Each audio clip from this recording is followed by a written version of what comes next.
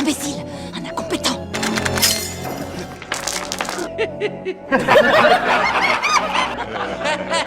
Silence! Le prochain qui ose rire ne rira plus jamais! La princesse héritière a réussi à humilier tout le royaume en plein couronnement. Déjà rongée par ses complexes, la Reine Rouge a complètement perdu la raison. Elle hurlait qu'elle ferait couper la tête à tous ces idiots. Voyant sa colère devenir incontrôlable, le roi a fini par exploser à son tour. Erasbeth, j'espérais qu'un jour vous prouveriez que vous avez les qualités requises pour devenir reine, car c'était votre destin.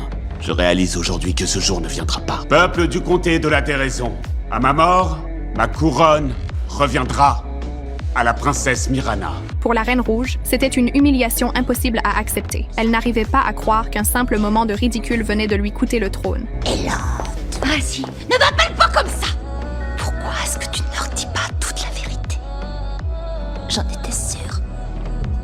Le cœur rempli de rage et de désespoir, elle a quitté le palais sans se retourner. Et le chapelier fou, responsable de ce désastre, a dû affronter la colère de son père. Tu as privé la princesse de sa couronne?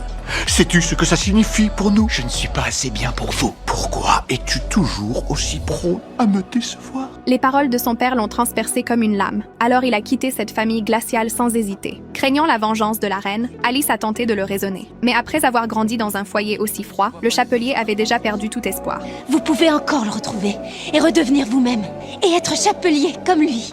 S'il est une chose que je veux éviter, c'est de devenir comme mon père. Sans autre solution, Alice a décidé d'avertir les parents du chapelier. Mais au moment où elle allait parler, un secret enfoui depuis des années a enfin éclaté au grand jour. Vous devez connaître le malheur de ma sœur. Les excuses ne sont pas nécessaires, Votre Altesse. Tout le comté de la Déraison regrette le jour où votre sœur a eu cet accident. Je n'oublierai jamais cette soirée d'hiver où elle s'est cognée la tête sur la place enneigée. C'est à ce moment-là que tout a changé.